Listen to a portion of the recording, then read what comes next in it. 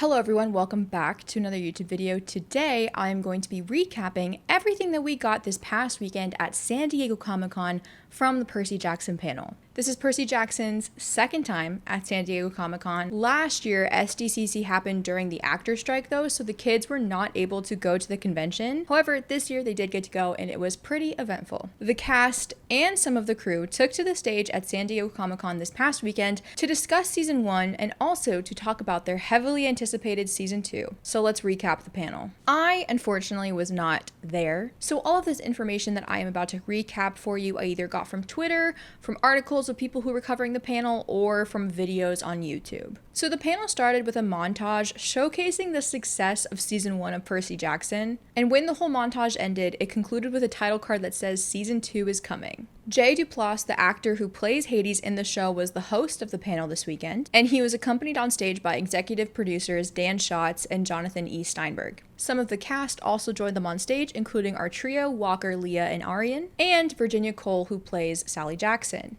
Now, a lot of this panel was spent highlighting season 1, talking about their favorite moments both on screen and off screen. Not too much of season 2 has been revealed to us because they haven't even started filming yet. They literally start filming this week. But Walker, at one point in the panel, is asked if he thinks he, as Walker, could take on Adam Copeland in a fight. Of course, referencing Percy's iconic fight with Ares in season 1. Walker obviously says no, and then who else but Adam Copeland himself walks out on stage, surprising everybody at the panel. Leah talks a little bit about how it felt stepping into the character of Annabeth. She also acknowledges that the trio was really learning the grounds in season 1 when it comes to making a TV show, and they all intend to step up their acting game when it comes to season 2, which I think is pretty incredible because there was definitely a lot of scenes, especially from Leah and Walker, where the trio were incredibly emotional in season 1. Scenes that come to my mind off the top of my head are the scene where Annabeth is talking to Hephaestus, and pretty much any scene with Percy and Sally. Walker was also incredible in the Tunnel of Love scene. So I already think that their acting skills are pretty phenomenal for such a young age, so I can't wait to see them grow even more as actors. Next, the panel shares a whole blooper reel of Percy Jackson season 1, and I'm really hoping that we get this blooper reel like in high quality so that we, the people who weren't at the con, can see it. They also share a sizzle reel of behind the scenes footage, which I also hope we get. The trio talks a little bit about being on set together and bonding while doing things like stunt work and water training. The trio also talks about how nice it is to be on set with Rick Riordan himself, and of course they all have nothing but good things to say about him. Jay Duplass said that he really had to adjust to acting on a volume screen, which I think is really fascinating. I know that the volume screen is like relatively new technology, but I never considered that actors really have to adjust to that as a setting. I think he adjusted pretty well. I love Jay Duplass as Hades in season 1. Adam Copeland also says something that I find really interesting. He says that he realized the show was becoming like a real hit when teenage girls started recognizing him as Ares instead of his wrestling persona Edge. He says that's something that hasn't happened to him since like the 1990s, which I think is very hilarious. Finally though, towards the end of the panel, we get our very first crumb of season 2 of Percy Jackson. Executive producer Jonathan E. Steinberg jokes that season 2 is going to be very wet, obviously considering it is the Sea of Monsters. We can definitely anticipate a lot of water work and a lot of water stunts from our main trio this season. Then, a video plays on screen showing Rick Riordan himself, announcing that they have officially casted Tyson. Tyson is going to be played by Daniel Dimer. Daniel then has his own video play of him walking through the set. Thank you so much, Rick, for the warm welcome. Now I'm thrilled and honored to step into the extraordinary universe of Percy Jackson and the Olympians. Now I've been a fan of the books since I was 10 years old, and it is a dream come true to be part of this and embark on such an exciting adventure with such a talented cast and crew, and of course, passionate fans. Now I can't wait to bring Tyson to life and to share his journey with you all. San Diego Comic-Con. Thank you very much.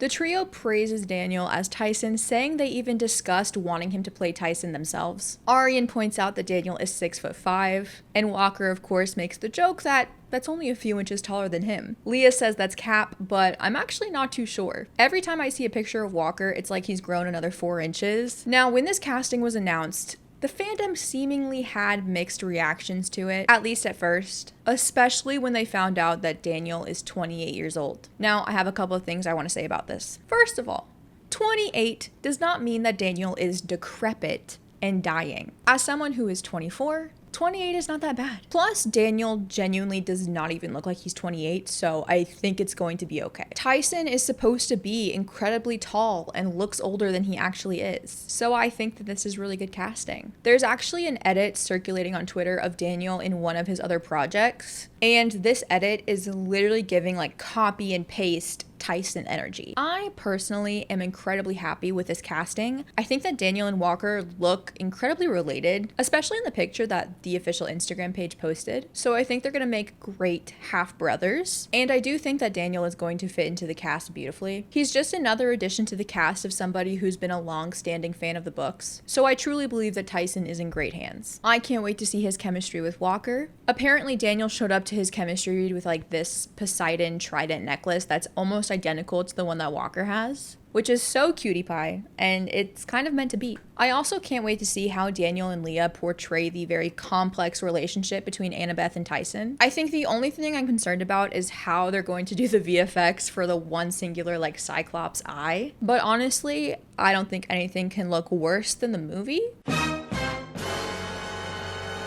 So I'm sure it'll be fine. The panel then ends with a Q&A. Walker tells us that he has seen concept art of the wedding dress that Arian has to wear in season 2, but he doesn't want to say anything else to avoid Disney snipers. Virginia Cole jokes about wanting to see Gabe go up against Poseidon, which I think would be very interesting to see. And of course, other things happen. They talk about other things. There's more Q&A questions, but that's the general gist of what we get from the panel, especially things that pertain to season 2. So while that concludes their official panel at San Diego Comic-Con, we do have a lot of interviews and articles that have come out since then that give us a little bit more info about season 2. So I'm going to run through some of that info as well. This is the official logline for Percy Jackson season 2. His friendship with Annabeth is changing. He learns he has a Cyclops for a brother. Grover has gone missing and camp is under siege from the forces of Kronos. Percy's journey to set things right will take him off the map and into the deadly sea of monsters, where a secret fate awaits the son of Poseidon. We also know that Leah Jeffries and Dior Goodjohn, who plays Clarice,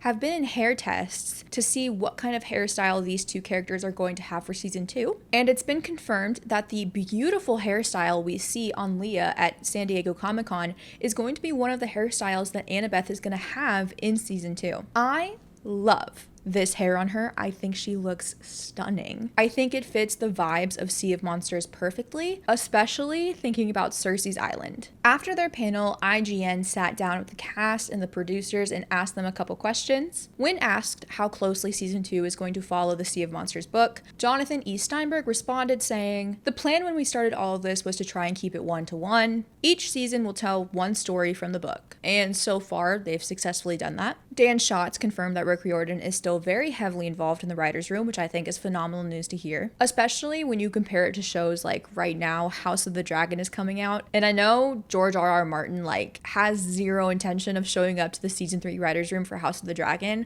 which isn't exactly what you want to hear. So honestly, regardless of if you like the changes that the show tends to make, I think that we are incredibly lucky that Rick Riordan is still heavily involved in the writer's room. Walker confirms that they had all been back on set this past week to prep for season 2.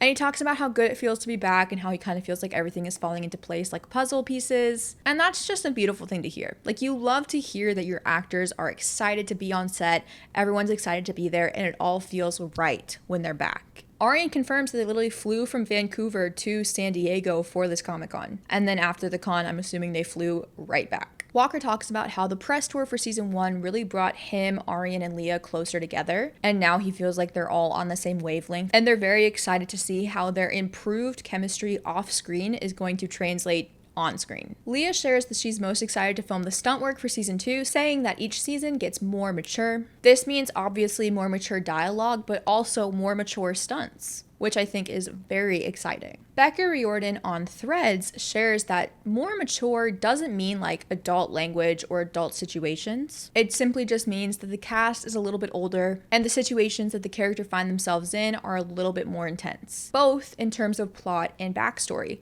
Her words, not mine. The mention of backstory in Becky's post really piques my interest. I think this means they're definitely going to touch on Annabeth's backstory with Luke and Thalia. Not to mention, as of me filming this, This morning, James Bobbin, who directed the first 2 episodes of season 1 and is returning to direct some episodes in season 2, posted a photo of a camera test for season 2 of Percy Jackson. And in the picture, on the little slate that you can see, it says Annabeth, New York City, leading me to believe even further that there will be flashbacks of Luke and Thalia finding Annabeth. The IGN interviewer asks if there's anything that they can tease about Thalia, and Dan Schott says, when it comes to Sea of Monsters, we're trying to keep it really close to the book, and Thalia is definitely a part of the story. On Threads, Becky responds to somebody asking when we're going to find out about the casting for Thalia, and Becky responds saying that some of the casting is still being worked out, contracts take time. To me, I interpret this as the casting for characters like Thalia, Selena, even Charles, are probably all casted, but the thing that's keeping us from knowing who they've casted is the fact that contracts aren't fully completed and approved, which means we could learn about this casting, honestly,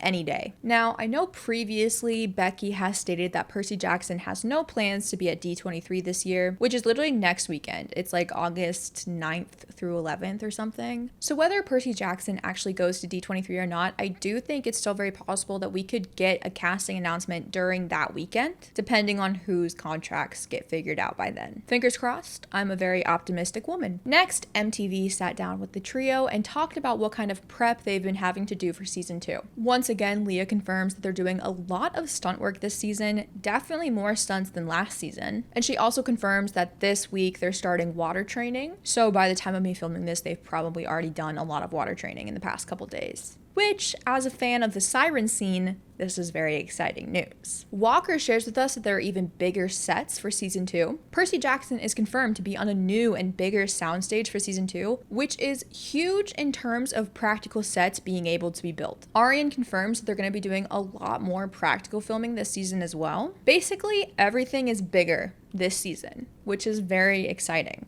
Long story short, I think that Percy Jackson's panel this year at San Diego Comic-Con was a success. Especially since, like I said, last year the actors couldn't even go to the panel. I'm so happy with the casting news of Tyson. I think Daniel is going to be phenomenal in the role. So far, personally, I don't feel like any of the casting in the show has missed. So the casting room has been on their A game. Outside of Tyson's casting announcements, we still got quite a good amount of crumbs about season 2, especially considering that they have not started filming yet. If you've been on my channel for a while, you know the kind of crumbs that we were living off of when it came to season 1 while they were filming. So season 2 is already looking up in terms of news that we're gonna get while they film. I also feel like this Comic-Con and the casting news kind of rejuvenated the Percy Jackson fandom a little bit. I'm very happy to see some of my Percy Jackson mutuals on Twitter coming back out from the shadows. And that includes me, because I went from tweeting about Percy Jackson to tweeting about Bridgerton to tweeting about House of the Dragon. So obviously, as soon as we get any more news on Percy Jackson Season 2, you guys know where to come. I always do my best to update you guys on any news that we get. This past weekend, I was out of town for a wedding, so I didn't get to make a video as fast as I normally would. But it kind of worked out for the better because ever since the Comic-Con happened, we've been getting like trickles of interviews and articles coming out. So there was a little bit more information in here than just San Diego Comic-Con's panel. But I can't wait for Season 2. They start filming soon, literally this week. They could be filming today for all I know. And I hope that hopefully we get an update from Rick on his blog because it's been a couple months since he's updated us. So yeah,